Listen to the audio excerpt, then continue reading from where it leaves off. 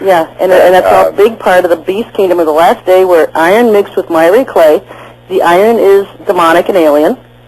Yeah. The clay is the humans, and Daniel described the last kingdom and empire over the last days. That's Daniel 2:42. Yeah, Daniel 2:42 and Daniel 2:43. Yeah, that's a very important passage. Daniel is very important for people to understand what's coming. But I like the idea of the last kingdom coming. Remember that the very last kingdom coming.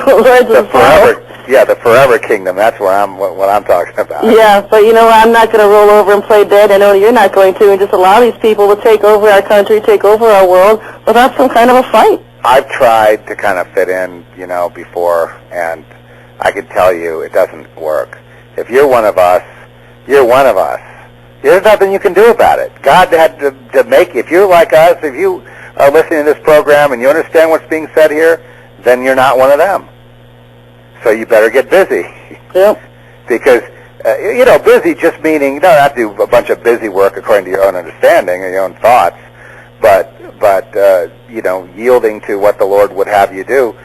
And some of the stuff is weird because, and this property here, I was told to build, he wanted me to build a tabernacle, a big one, a dwelling unit almost, up on this hill.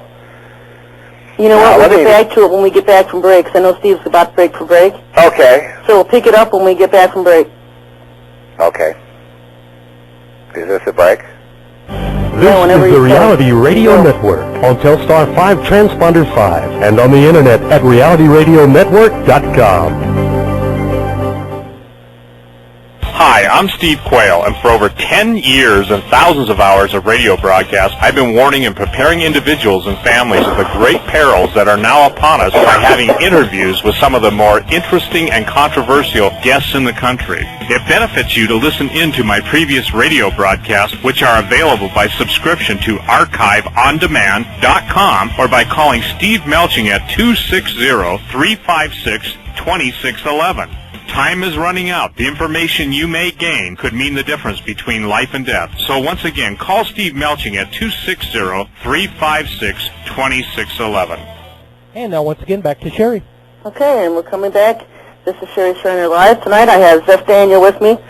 Now, Zeph, you're living down here in this alien hotbed in Santa Fe, New Mexico. You're surrounded almost in every direction by a huge nest of grays or aliens underneath. It's true. And Yahweh has told you to build a huge tabernacle in your yard. Yeah, he gave me the dimensions. I mean, it's like is this Ezekiel or what? It's like I built it and it's almost done. It's 12 feet by 12 feet. And wow, that's not something you can send in the mail to somebody. No, but I do those too. Those are those are mysterious. And look, I don't know why I'm being led to do this.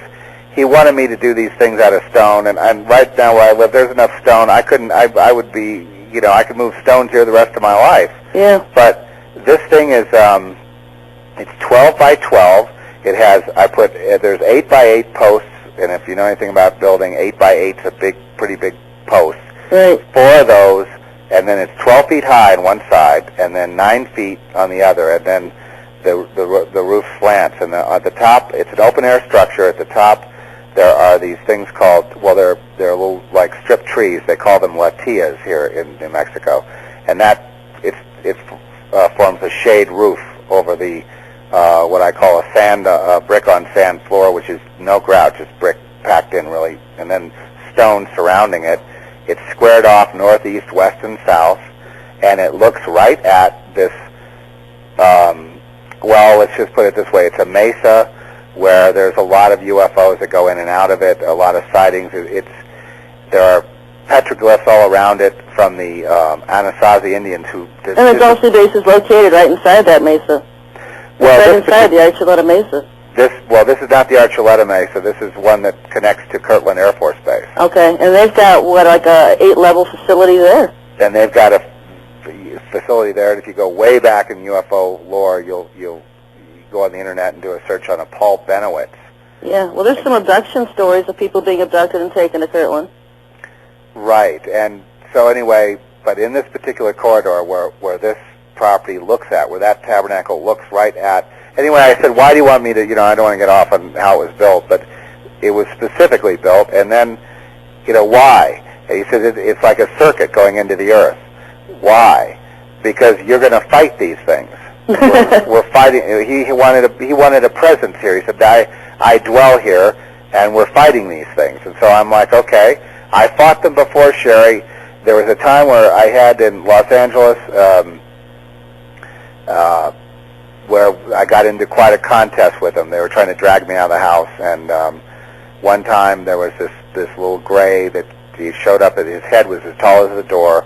His eyes were so black and incredibly frightening, and behind the eyes you could see there was like a little light behind, and that's what made me think a robot, Yeah, well, you know what? Those black eyes that the grays have, those are lenses, and you can pop those right out because they're just a hard shell lens.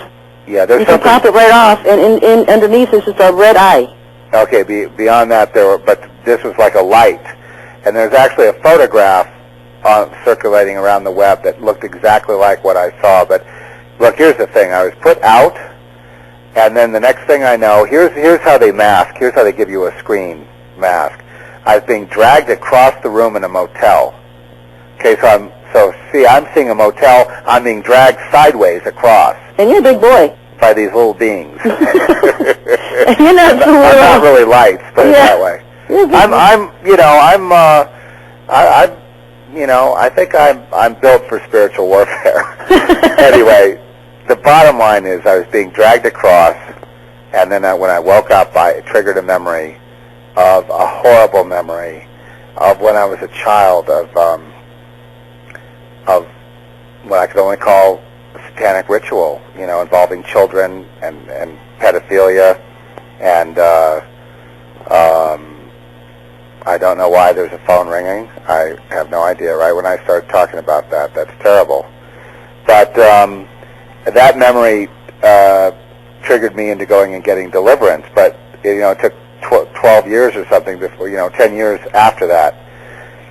All I'm saying is there was a connection between Satanism and the UFO situation and the abduction situation and this whole strange thing.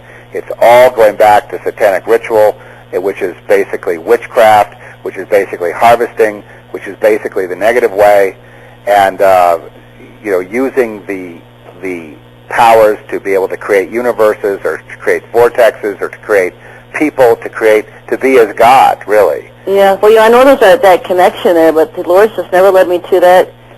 I know it's all witchcraft. I know, the guy sitting at the top pulling the strings is nothing but Lucifer himself. Yeah, it's all witchcraft. And all these little minions and people are just working for him. These people that drive around and around here there's a lot of people that are into this Wicca stuff. And, they think it's all innocent.